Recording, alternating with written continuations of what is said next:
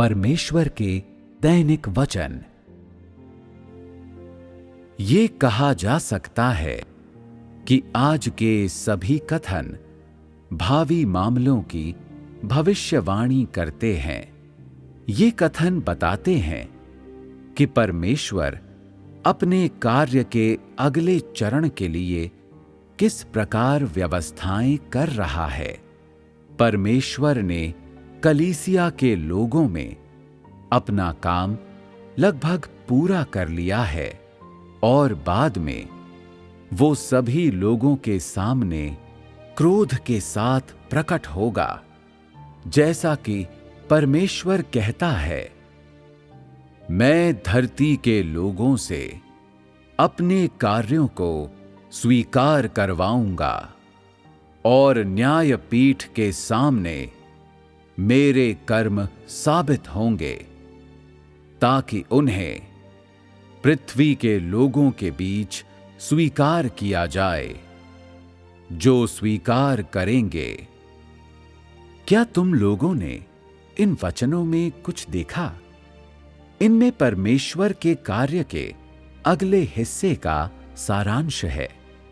पहले परमेश्वर उन सभी संरक्षक कुत्तों को जो राजनीतिक शक्ति को संचालित करते हैं, गंभीरता से विश्वास कराएगा और उन्हें बाध्य करेगा कि वे इतिहास के मंच से स्वयं पीछे हट जाएं और फिर कभी प्रतिष्ठा के लिए लड़ाई न करें और फिर कभी कुचक्रों और षड्यंत्रों में संलग्न न हो। ये कार्य परमेश्वर द्वारा पृथ्वी पर विभिन्न आपदाएं ढाकर किया जाना चाहिए, परंतु ये ऐसा मामला बिल्कुल नहीं है कि परमेश्वर प्रकट होगा, क्योंकि इस समय बड़े लाल अजगर का राष्ट्र अभी भी मलिनता की भूमि होगा और इसलिए परमेश्वर प्रकट नहीं होगा, परंतु केवल ताड़ना के रूप में उभरेगा। ऐसा है परमेश्वर का धर्मी स्वभाव, जिससे कोई बच नहीं सकता। इस दौरान बड़े लाल अजगर के राष्ट्र में बसे सभी व्यक्ति विपत्तियों का सामना करेंगे, जिसमें स्वाभाविक रूप से पृथ्वी पर राज्य भी शामिल है। ये वही समय है जब तथ्य सामने आएंगे और इसलिए इसका अनुभव सभी लोगों द्वारा किया जाएगा और कोई बच नहीं पाएगा। ये परमेश्वर द्वारा पूर्व निर्धारित किया गया है। ये ठीक कार्य के इस चरण के कारण है जिसके बारे में परमेश्वर कहता है, यही समय है महान योजनाओं को पूरा करने का, क्योंकि भविष्य में पृथ्वी पर कोई कलीसिया नहीं होगा और तबाही के आगमन के कारण लोग केवल उसी के बारे में सोच पाएंगे जो उनके सामने होगा और बाकी हर चीज को वे नजरअंदाज कर देंगे और तबाही के बीच परमेश्वर का आनंद लेना उनके लिए मुश्किल होगा। इसलिए लोगों से कहा जाता है कि इस अद्भुत समय के दौरान अपने पूरे दिल से परमेश्वर से प्रेम करें, ताकि वे इस अवसर को गंवा न बैठें। जब ये तथ्य गुजर जाएगा तो परमेश्वर ने बड़े लाल अजगर को पूरी तरह हरा दिया होगा और इस प्रकार परमेश्वर के लोगों की गवाही का कार्य समाप्त हो गया होगा। इसके बाद परमेश्वर कार्य के अगले चरण की शुरुआत करेगा। वो बड़े लाल अजगर के देश को तबाह कर देगा और अंततः ब्रह्मांड के सभी लोगों को सलीब पर उल्टा लटका देगा, जिसके बाद वो पूरी मानव जाति को नष्ट कर देगा। ये परमेश्वर के कार्य के भावी चरण हैं। इसलिए तुम लोगों को इस शांतिपूर्ण वातावरण में परमेश्वर से प्रेम करने का प्रयास करना चाहिए।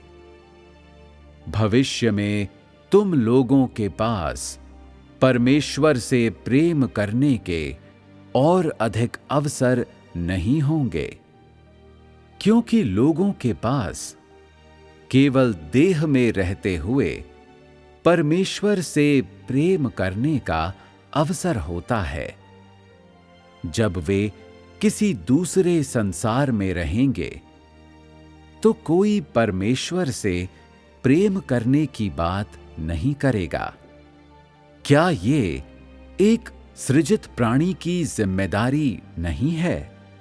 और इसलिए तुम लोगों को अपने जीवन काल के दौरान परमेश्वर से कैसे प्रेम करना चाहिए? क्या तुमने कभी इस बारे में सोचा है? क्या तुम परमेश्वर से प्रेम करने के लिए मर जाने के बाद का इंतजार कर रहे हो? क्या ये खोखली बात नहीं है? तुम आज ही परमेश्वर से प्रेम करने का प्रयास क्यों नहीं करते? क्या व्यस्त रहते हुए परमेश्वर से प्रेम करना परमेश्वर के प्रति सच्चा प्रेम हो सकता है? ऐसा कहने का कारण ये है कि परमेश्वर के कार्य का ये चरण जल्दी ही समाप्त हो जाएगा, क्योंकि परमेश्वर के पास पहले ही शैतान के सामने गवाही है। इसलिए मनुष्य को कुछ भी करने की कोई आवश्यकता नहीं है। मनुष्य को केवल उन वर्षों में परमेश्वर से प्रेम करने के लिए कहा जा रहा है जिनमें वो जीवित है। ये कुंजी है। चूंकि परमेश्वर की अपेक्षाएं बहुत ऊंची नहीं हैं, और इसके अलावा चूंकि उसके दिल में एक झुलसाने वाली बेचैनी है, इसलिए उसने कार्य के इस चरण के समाप्त होने से पहले ही कार्य के अगले चरण का सारांश प्रकट कर दिया है, जो स्पष्ट रूप से दर्शाता है कि कितना समय बचा है। यदि परमेश्वर अपने दिल में इतना व्यग्र नहीं होता, तो क्या वो ये वचन इतनी जल्दी कहता? समय कम होने के कारण ही परमेश्वर इस तरह से कार्य करता है।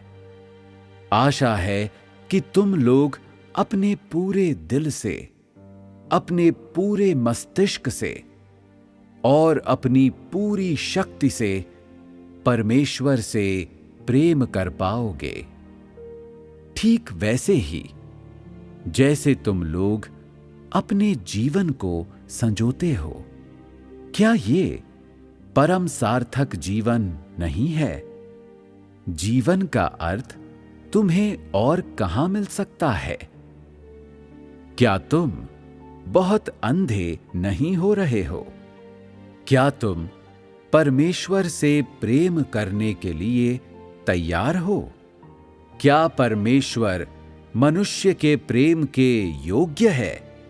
क्या लोग मनुष्य की आराधना के योग्य हैं? तो तुम्हें क्या करना चाहिए? परमेश्वर से बिना किसी संदेह के निडर होकर प्रेम करो और देखो कि परमेश्वर तुम्हारे साथ क्या करेगा। देखो कि क्या वो तुम्हें मार डालता है। संक्षेप में, परमेश्वर से प्रेम करने का कार्य परमेश्वर के लिए नकल करने और लिखने के कार्य से अधिक महत्वपूर्ण है। तुम्हें उस चीज को पहला स्थान देना चाहिए जो सबसे महत्वपूर्ण है, ताकि तुम्हारे जीवन का अधिक मूल्य हो और वो खुशियों से भरा हो। और फिर तुम्हें अपने लिए परमेश्वर के दंडादेश की प्रतीक्षा करनी चाहिए। मैं सोचता हूं कि क्या तुम्हारी योजना में परमेश्वर से प्रेम करना शामिल होगा? मैं चाहता हूं कि हर व्यक्ति की योजनाएं परमेश्वर द्वारा पूरी की जाएं और वे सब साकार हो जाएं।